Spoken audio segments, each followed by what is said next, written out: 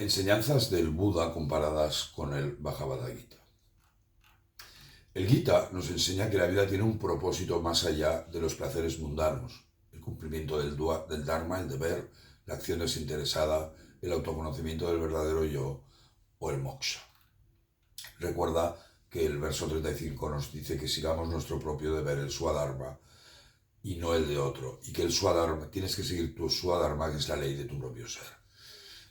El budismo se basa en las 4 nobles verdades, que veremos más adelante en otro vídeo, las cuales enseñan que el sufrimiento, el dukkha, es una parte inherente a la existencia humana, debido fundamentalmente al apego y la ignorancia, y esta visión es compartida con el Gita.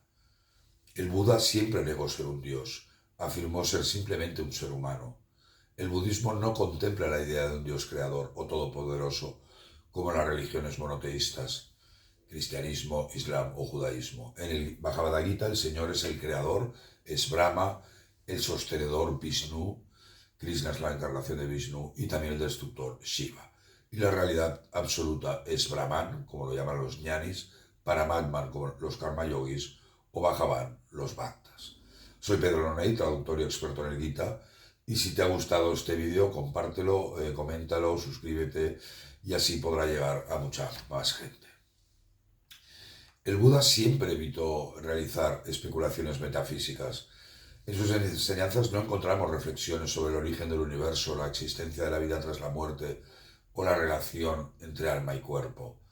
Y recordaros sobre la gran paradoja del hombre actual, si es cuerpo o alma.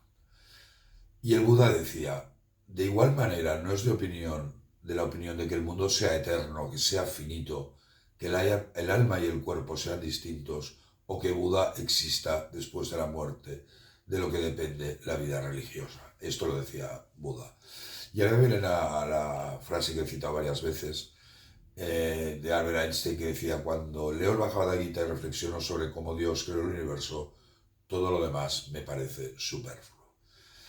La palabra nirvana, el estado más absoluto, también la encontramos en el Bhagavad Gita en el verso 6, del capítulo 6, verso 15. Dice, con la mente controlada, el yogi se une a Atman, gana la paz que culmina en el nirvana, la paz que está en mí.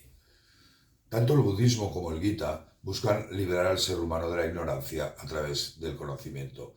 Y hay un verso precioso en el capítulo 3, verso 42, que dice, por lo tanto, Arjuna, con la espada del conocimiento, corta en pedazos las dudas nacido de la ignorancia, refúgiate en el yoga y levántate.